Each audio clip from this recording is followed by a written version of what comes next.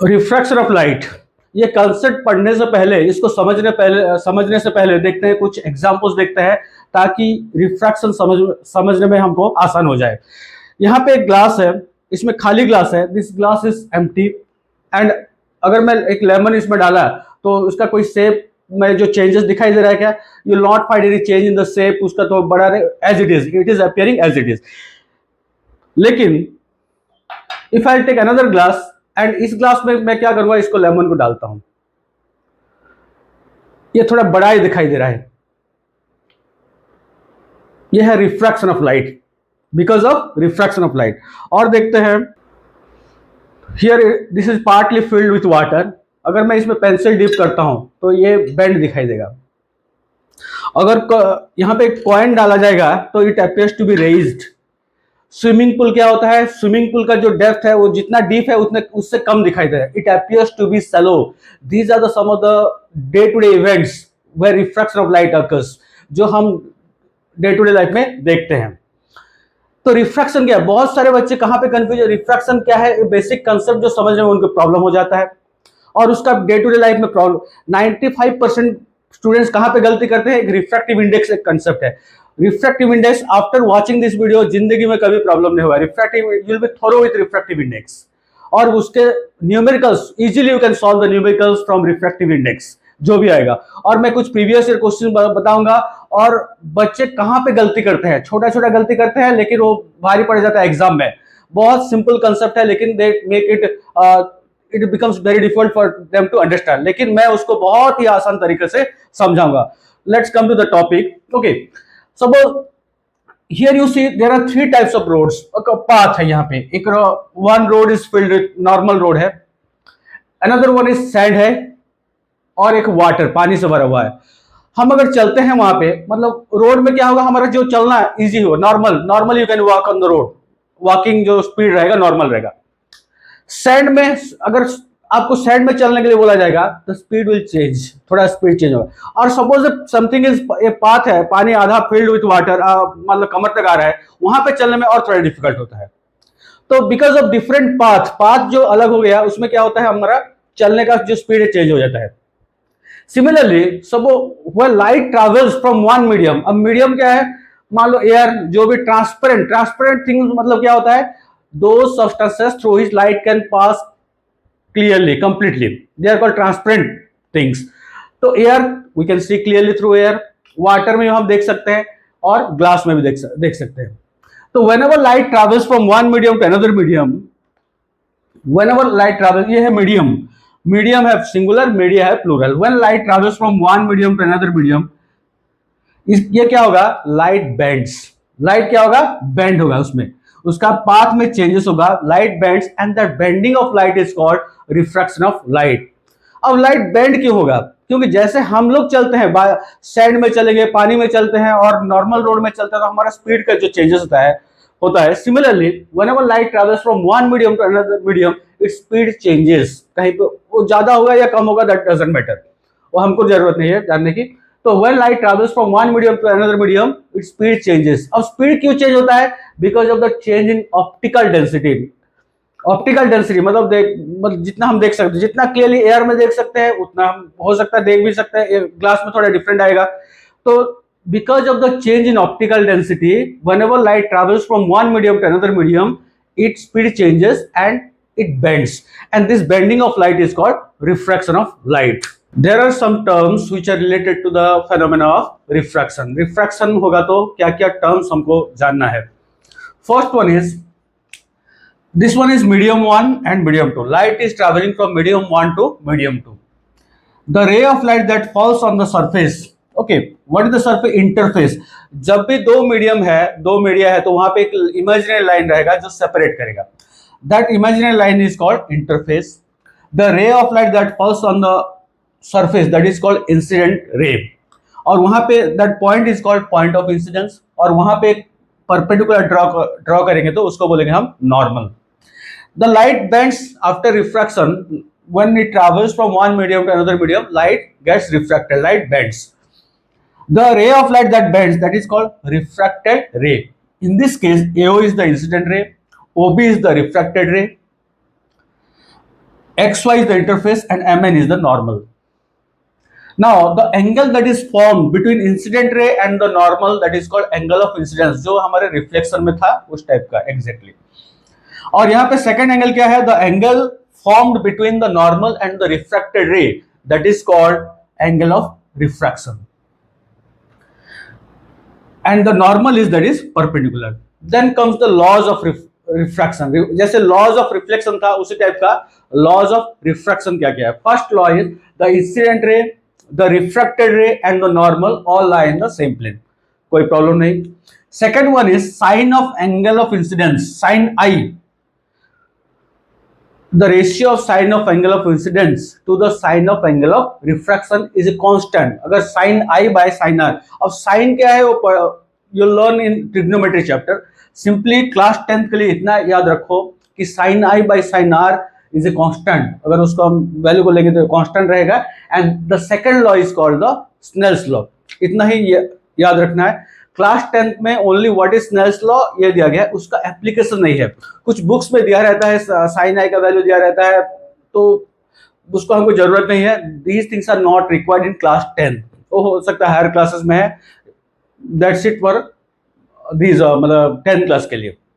What happens when light travels from air to water, air is rare medium and water is denser medium.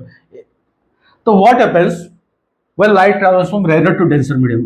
When light travels from rarer to denser medium, it bends towards the normal, ये normal, ये यहाँ पे normal है, it bends towards the normal, and whenever light travels from rarer to denser medium, it bends away from the normal। Refraction through a glass slab, glass slab होता क्या है, it is a cuboid made up of glass. जैसे कि यहाँ पर मेरे पास एक डिब्बा है, I have a box, okay, and it is क्यूबर्ड structure है, इसका क्यूबर्ड स्ट्रक्चर है। अगर ये ग्लास में बना होता तो हम इसको बोलते हैं ग्लास स्लैब। तो इसमें हम देखेंगे ग्लास स्लैब के थ्रू अगर हम लाइट पास करते हैं तो क्या होगा, मोनोक्रोमेटिक लाइट, मोनोक्रोमेटिक मतलब single colour light. Here I have glass slab MnOP, यहाँ पे दो इंटरफेसेस है, Mn1 इंटरफेस और PQ1 interface. Air is rare medium and this particular glass is denser medium, again here। अब यहां पे क्या होगा, सपोज रे of light, first ray of light AB is incident at the point B, यहां पे क्या होगा, it gets refracted, because rare to denser जा रहा है, light will bend towards the normal, light will bend towards the normal. अब यहां पे फिर ट्रैवल करेगा और ये जो सेकंड इंटरफेस है वहां पे आगे, यहां पे again light will get refracted. क्या होगा, डेंसर टे रेयर जा रहा है तो क्या सीधा जाना चाहिए था, लेकिन ऐसे आना चाहिए था, लेकिन थोड़ा it bends away from the normal, तो यहां पे सेकंड रिफ्रैक्शन हो रहा है। तो यहाँ ये जो फाइनल रे of light that comes out of the glass slab, ऐसा लिखना है एग्जाम में, फाइनल रे of light that comes out of the glass slab that is called emergent रे। इसको पूछा जाता है एग्जाम में, बच्चे बहुत कंफ्यूजन हो जाते हैं, व्हाट इज एमर्जेंट रे। और जो angle formed between the normal, second पे यहाँ पे दो नॉर्मल है, first normal second normal, the angle form between the normal and the emergent ray that is called angle of emergence कहा जाएगा। और एक क्वेश्चन जनरली पूछा जाता है, अगर यहाँ पे ग्लास स्लैब नहीं होता तो क्या होता, ये रे ऑफ लाइट पूरा सीधा चला आता है इधर, ऐसा जाता, because of presence of glass slab, क्योंकि यहाँ पे ग्लास स्लैब है तो क्या होगा, ये द लाइट रे इज बेंडिंग, मतलब अपने पाथ से थोड़ा दूर जा रहा है, तो इसका एक डिस्टेंस होगा, the distance between the original path of incident ray, the distance between original path of incident ray and the emergent ray that is called lateral displacement. इसको पूछा एग्जाम में पूछा जाता है, व्हाट इज लेटरल डिस्प्लेसमेंट। और एक question पूछा जाता है, वो कॉम्पिटेंसी बेस्ड क्वेश्चन है, ये सब जो है नॉर्मली बच्चे बहुत आसानी से जान, उनको पता है, लेकिन कंफ्यूजन कहां पे होता है, दो चीज में, यहाँ पे दो चीज में गलती करते हैं, ये angle of emergence, lateral displacement. और एक question, what would happen if A ray of light is incident on a glass slab normally और परपेंडिकुलरली पूछा गया, तो क्या लिखना है, अगर एक सीधा रे ऑफ लाइट पूरा सीधा ऐसे आ रहा है तो क्या होगा, it passes straight through the glass slab without any refraction, उसमें रिफ्रैक्शन नहीं होगा। अगर कोई भी रे ऑफ लाइट नॉर्मली 90 डिग्री में आ रहा है तो नो रिफ्रैक्शन विल अकर। ये वाला क्वेश्चन CBQ क्वेश्चन 1 मार्क का क्वेश्चन पूछा जाए। रिफ्रैक्टिव इंडेक्स एक ऐसा कंसेप्ट है जो बच्चों को समझ में नहीं आता है, और जो भी उनको समझाते हैं हो सकता है कि उसमें प्रॉब्लम हो तो बच्चे समझ नहीं पाते हैं और ज्यादातर बच्चे इसको छोड़ के आ जाते हैं। इसमें जो भी क्वेश्चंस न्यूमेरिकल्स पूछा जाता है इसको छोड़ देते हैं या तो उसको पढ़ते ही नहीं है। लेकिन refractive index, I am going to make this particular topic very simple, आसानी से समझ में आ जाएगा और जिंदगी में कभी भूलोगे नहीं है रिफ्रैक्टिव इंडेक्स क्या है। तो पहले कुछ चीज देखते हैं, प्रैक्टिकल लाइफ का एग्जांपल्स। सपोज मैं एक आयरन रॉड दूंगा, दो बच्चों को दूंगा, दो, there are two students A and B. A को दूंगा तो वो लाइट को जितना बेंड कर पाएगा, हो सकता है बी उस उतना नहीं कर पाए और उससे ज्यादा भी बेंड कर देगा आयरन रॉड को। तो सिमिलरली हम लोग डिफरेंट, सबका स्ट्रेंथ अलग अलग रहता है और लाइट मतलब आयरन रॉड को हम डिफरेंट वेज में बेंड कर सकते हैं, कोई कर सकता है कोई नहीं कर सकता है। ये हो गया normal day to day life का एग्जांपल। सिमिलरली जो डिफरेंट मीडियम है, डिफरेंट मीडियम जो एयर वाटर ग्लास ये सब medium, they bend the light. तो यहाँ पे रिफ्रैक्टिव इंडेक्स हम नहीं बोलेंगे, हम रिफ्रैक्टिव इंडेक्स बोलने से बच्चे कंफ्यूजन हो जाते हैं, बोलते हैं रिफ्रैक्टिव इंडेक्स ऐसे बोले, हम लाइट बेंडिंग कैपेसिटी, उसके लिए क्या बोलेंगे, लाइट बेंडिंग कैपेसिटी या एबिलिटी। तो क्या होगा, light air, suppose a ray of light is coming from air to water. अगर ये खाली एयर में जाता तो बेंड होता क्या, कभी नहीं बेंड होता।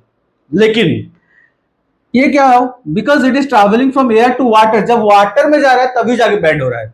जब भी ये वाटर में एंटर कर रहा है तब जाके लाइट बेंड हो रहा है। अगर सिंपली एयर में रहता तो बेंड नहीं होता। तो कौन बेंड कर रहा है लाइट, यहाँ को, लाइट को कौन यहाँ बेंड कर रहा है, who is bending the light, light is, water is bending the light.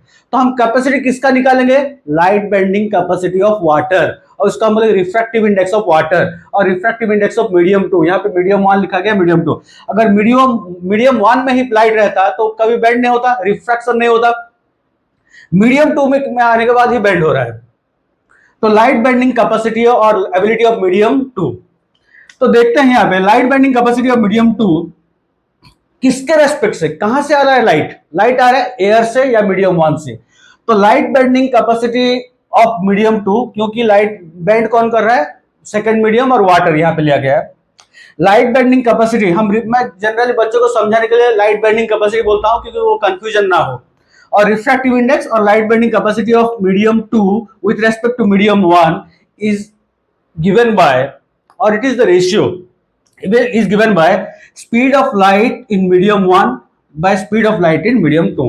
ये वाला पार्ट में बहुत बच्चों को प्रॉब्लम हो जाता है, कौन सा ऊपर लिखना है कौन सा नीचे लिखना है। अगर ये मान लो ये एक फ्रैक्शन है तो ऊपर क्या रहता है, न्यूमरेटर रहता है, नीचे रहता है डिनोमिनेटर। फ्रैक्शन में न्यूमरेटर रहता है, डिनोमिनेटर ऊपर रहता है, न्यूमरेटर नीचे रहता है डिनोमिनेटर। तो लाइट यहाँ पे ऊपर में क्या है, एयर है या मीडियम 1, तो speed of light in medium 1 और speed of light in air. Second नीचे क्या है, डिनोमिनेटर है, speed of light in medium 2, that is speed of light in water और मीडियम 2। ये हमको निकल जाएगा, माने we are able to get the refractive index of water with respect to air.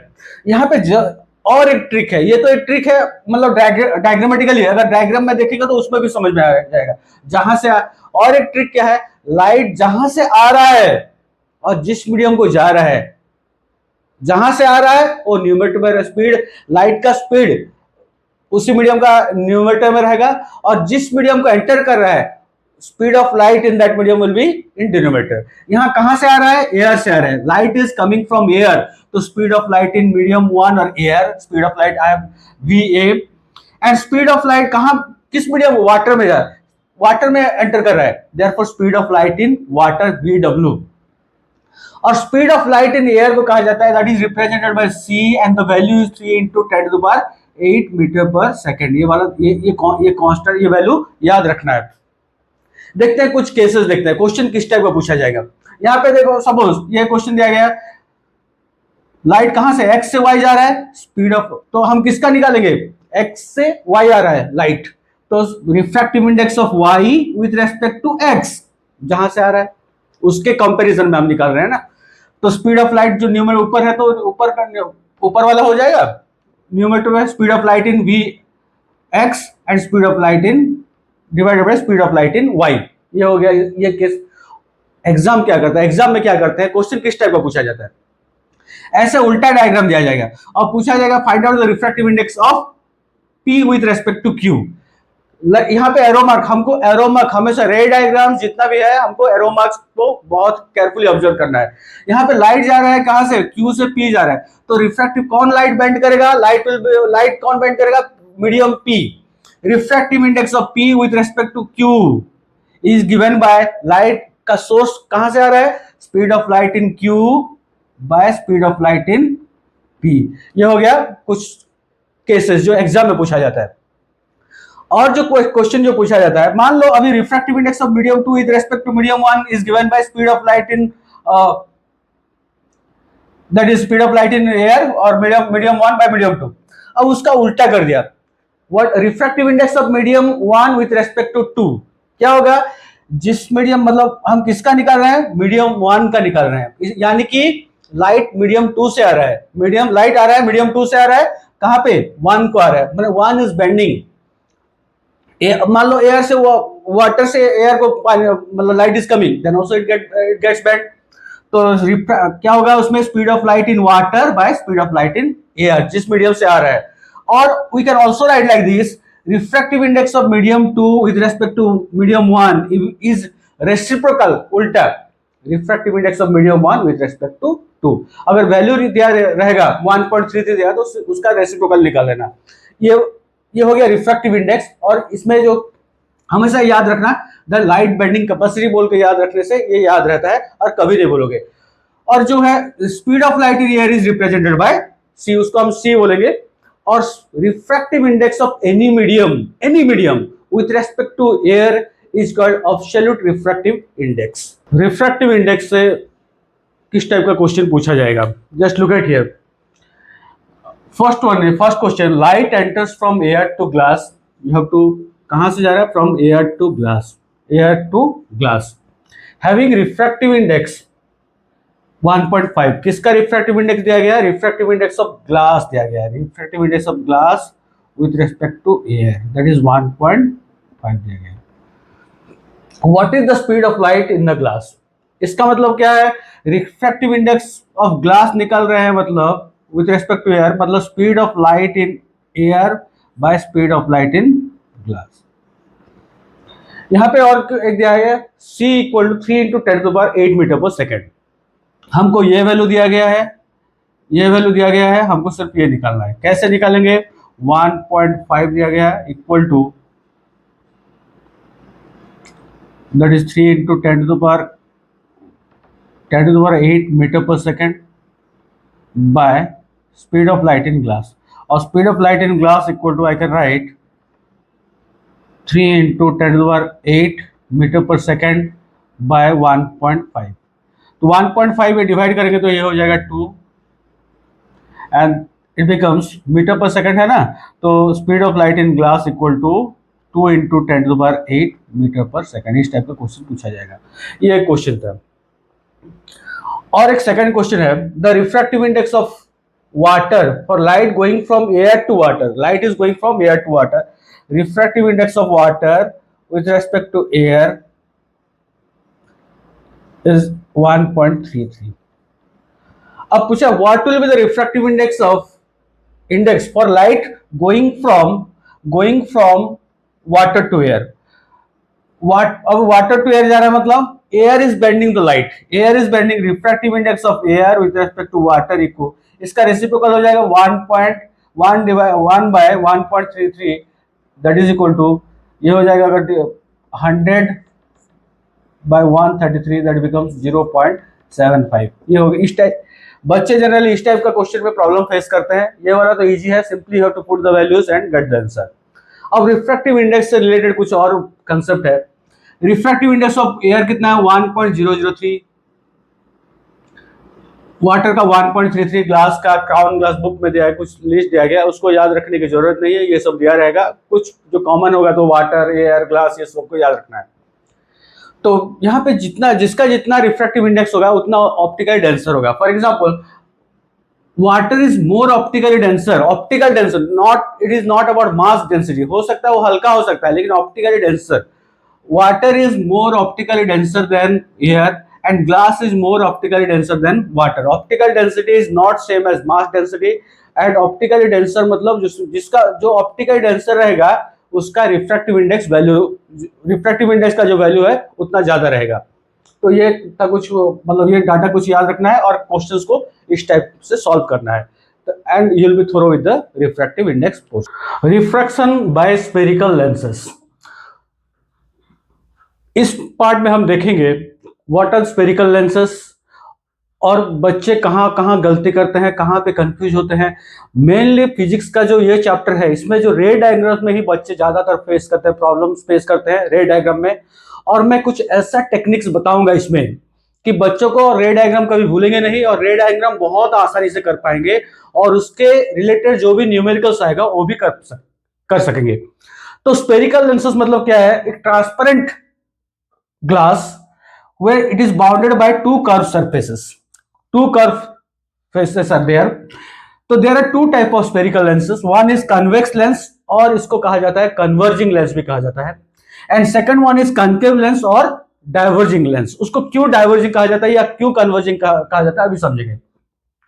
तो what happens when light rays come parallel to the principal axis। ये वाला यहाँ पे एक some of the terms है।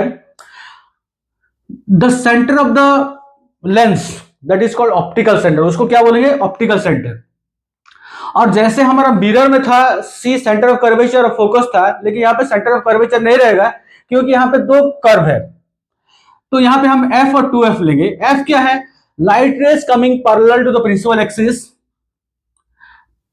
After refraction they get converged, they meet at a point and that point is called principal focus or simply focus of the lens। ये है convex lens, इसको focus of the convex lens बोलेंगे। और इसका जो length होगा इसको हम बोलेंगे फोकल लेंथ। यहाँ पे भी as it is focal length रहेगा और उसका डबल है 2F हो जाएगा। सिमिलरली कनकेव लेंस लेंगे तो हम light rays coming parallel to the principal axis, they get diverged, ऐसे डाइवर्ज हो जाना, they get diverged in such a way that as if they are coming from a particular point, और जो point से वो आ रहे हैं, लगता है कि आ रहा है लाइट रेज, उस पॉइंट को बोलेंगे focus of the concave lens. और इसमें क्या है? Actually the light rays are meeting at a point, therefore यहाँ पे रियल फोकस है। और here light rays appear to meet, the light rays appear to meet, therefore it is called virtual focus। convex lens real focus, concave lens virtual focus। Next we'll see the ray diagrams related to convex lens and concave lens। Image formation by lenses, convex lens as well as concave lens। So before discussing about the image formation by lenses, we'll try to understand what are the rules associated with the image formation। First rule is that any ray of light traveling parallel to the principal axis, any ray of light traveling parallel to the principal axis passes through the focus after refraction। This is the first rule, parallel to the principal axis passes through the focus। Second rule is that any ray of light which first passes through the focus, then it becomes parallel to the principal axis after refraction। This is the second rule। And third rule is any ray of light that passes through the optical center of the lens, then it goes straight without any refraction, no refraction। Then in case of concave lens, any ray of light traveling parallel to the principal axis gets diverged in such a way that as if it is coming from the focus, ऐसा लगेगा कि ये focus से जा रहा है। And उसका second rule है, इसका दो ही रूल है, any ray of light which passes through the optical center goes straight without any refraction। These are the 5 rules to draw images formed by convex and concave lens। Image formation by convex lens। So first case number 1, that is when the object is at infinity। When the object is at infinity, the image, okay, light rays comes parallel to the principal axis, after refraction they meet at focus, therefore it is also called converging lens। क्यों converging lens कहा जाता है? Because light rays are getting converged after refraction। तो what will be the nature of the image? Image का जो nature image form होगा, that will be वैसे you are going to write in this way, point wise लिखना है पहले answer को। क्या है? the object position क्या है? that is at F, position is at F। second one is the size of the image is point size, because very point size होता है। and third one is nature is real and inverted image। next second case is when the object is beyond 2F। to beyond 2f dash, one ray of light will travel parallel to the principal axis that will pass through the focus. Another ray of light passes through the optical center and these two light rays meet between f and 2f. तो image कैसा होगा, यहां पे position हो गया between f and 2f, size हो गया, size होगा थोड़ा स्मॉल साइज होगा, जितना रहेगा उससे स्मॉल साइज होगा. और क्या होगा, the nature is real and inverted. These are three things which you have to write. ये लिखना पड़ेगा. और रे डायग्राम, अगर ऑब्जेक्ट बियॉन्ड 2f है तो बिटवीन f एंड 2f. ये ट्रिक है, ये ट्रिक है. अगर बिटवीन 2f और 2f के बीच में होगा तो बियॉन्ड 2f होगा, इमेज फॉर्मेशन होगा. इसके बीच में रहेगा f 2f dash and f dash, मतलब बियॉन्ड हो जाएगा. बियॉन्ड होगा तो between. Clear. Next one is when the object is between 2f dash and f dash, मतलब इसका उल्टा, पूरा एग्जैक्टली उल्टा है. One ray of light will travel parallel to the principal axis that will pass through the focus. Another ray of light will pass through the optical center, and they are going to meet. They meet beyond 2f. देखो यहाँ पे beyond 2f था, object image form हुआ between f and 2f. यहाँ पे similarly उसका उल्टा गया, ऑब्जेक्ट यहाँ पे है, इमेज बियॉन्ड 2f. इसको बच्चे क्या करते हैं, इसको प्रैक्टिस करना पड़ेगा. इसको 2-3 बार प्रैक्टिस करो, इसमें से न्यूमेरिकल्स भी कर पाओगे. यहां पे क्या होगा, इमेज यहां पे स्मॉलर होगा, यहां पे लार्जर हो जाएगा. पोजीशन होगा बियॉन्ड 2f, साइज हो जाएगा एनलार्ज्ड, एनलार्ज लिखोगे, large size. And the nature is real and inverted. Real and inverted, real image most always remains inverted. And the क्या होगा उसमें, because the light rays are actually meeting at a point. And next one is here when the object is at 2f. 2f होगा तो क्या होगा, same position में होगा 2f. और इसका नेचर क्या रहेगा, रियल है. सेम साइज एट 2f में है तो 2f में फॉर्म होगा. और क्या होगा, सेम साइज हो जाएगा और नेचर होगा रियल एंड इन्वर्टेड. अब इसमें क्वेश्चन किस टाइप का पूछा जाएगा, एक बॉक्स दिया रहेगा,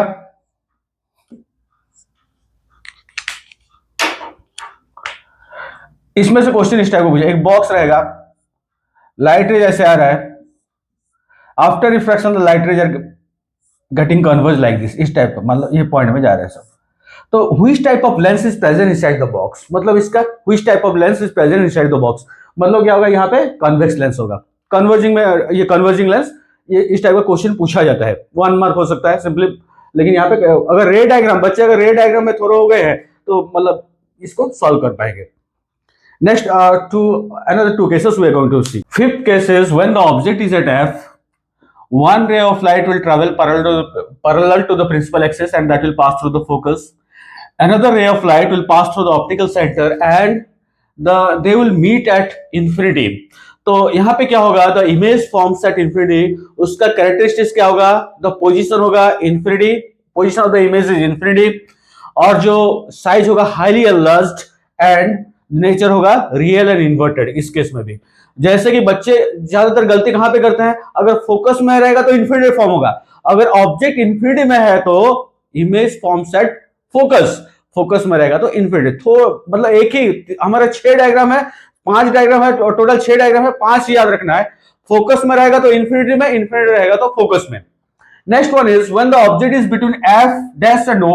तो क्या होगा, one ray of light will travel parallel to the principal axis and that will pass through, after refraction that will pass through the focus. Second ray of light will pass through the optical center and they will meet. Okay, they are not going to meet, they will appear to meet as if they are meeting at this point on the same side of the object. यहाँ पे क्या होगा, virtual erect image form होगा. It is the only case. जैसे concave mirror में जो हो रहा था, जब भी फोकस और पोल के अंदर रहता था, वर्चुअल इमेज फॉर्म हो रहा था. Similarly, यहाँ पे भी क्या होगा, this is the only case when the object is placed between f dash. Object is placed between f dash and optical center at that time image forms on the same side. Virtual erect image is formed. Enlarged virtual erect on the same side of the object. ये याद रखना है. और concave mirror में 2 cases है, लेकिन हम we are going to learn only one case. That is when the object is between infinity and optical center. One ray of light will travel parallel to the principal axis and that will get diverged in such a way that as if it is coming from the focus, and second ray of light will pass through the optical center and it goes straight without any deviation. तो यहाँ पे image कहाँ पे form होगा, यहाँ पे form होगा. and the image is virtual erect small size. Position on the same side of the, position क्या लिखेंगे, on the same side of the object. Size होगा डिमिनिश्ड एंड नेचर होगा virtual and erect. These are the image formation by convex and concave lenses. तो but what are the precautions which we must take while drawing the ray diagrams. हम पहले जब भी ray diagram बनाएंगे तो पहले principal axis mention करेंगे, lens अच्छा से बनाएंगे, focus F two F optical sir ये मेंशन करना है। ज्यादातर बच्चे कहां पे गलती करते हैं, they don't draw ray diagram, ray diagram में एरो मार्क नहीं देते हैं। जब भी आप अगर एरो मतलब if you are not putting arrow marks मतलब your marks will be deducted. Next will see the power of a lens. Power of a lens क्या पढ़ेंगे, after that this chapter is complete. Next one is power of a lens. Power of a lens मतलब क्या होता है, degree of convergence और degree of divergence. अब इसका मतलब क्या है, डिग्री ऑफ कन्वर्जेंस मतलब कन्वेक्स लेंस क्या करेगा, लाइट रेस को कन्वर्ज करेगा, कनकेव लेंस लाइट रेस को डाइवर्ज करेगा। ये कितना कन्वर्ज करता है और कितना डाइवर्ज करता है, that is called the degree of convergence और degree of divergence, and that is the power of a lens. It is denoted by letter P and that is reciprocal of focal length. Ratio P equal to 1/f। उसका ऐसा unit क्या होता है, dioptre होता है। Dioptre D में represent किया जाता है। और 1 dioptre equal to power of a lens whose focal length is 1 metre. 1 metre होगा, वो पॉजिटिव हो सकता है, नेगेटिव हो सकता है। कन्वेक्स लेंस है तो उसका पावर क्या होगा, +D में आएगा, और कनकेव लेंस होगा तो उसका -D में होगा। उसके बारे में और ज्यादा चीज हम लोग पढ़ेंगे, that is human and colourful world में। मान लो 2-4 लेंसेस हम कंबाइन कर दिए, तो जैसे हम नेगेटिव पॉजिटिव और नेगेटिव नंबर्स का ऐड करते हैं ना, क्लास 6-7 में पढ़े थे, इंटीजर्स का जैसे उसका सम करेंगे। मान लो एक ये हो गया कन्वेक्स लेंस का +5D -3D -2D +3D, इस टाइप का ऐड कर लेंगे और जो भी वैल्यू निकलेगा उसका कम। अगर हम कुछ लेंसेस को ले लेते हैं, कनकेव लेंस, कन्वेक्स लेंस, और उनको सबको जोड़ते हैं तो उसका पॉजिटिव हो गया नेगेटिव होगा, we are going to get this one. This is all about the refraction of light class 10। Just watch the video. अगर वीडियो अच्छा लग रहा है तो सब्सक्राइब करो एंड अपने दोस्तों को साथ शेयर करो। जो भी क्वेश्चन पूछा जाएगा इसी नोट से आएगा, क्योंकि इस साल भी जो भी मेरे स्टूडेंट जो 499 97 98 मतलब who have scored just going through the notes and the videos, मैं यही जैसा ऑफलाइन में पढ़ाता हूँ ऑनलाइन में ऐसा पढ़ा रहा हूँ। Just go through these things, watch the video repeatedly and you will be thorough with the things. अब क्या होता है, पैसेंस होना चाहिए। That's it for the refraction of light. Next will go for a new chapter. Thank you everyone.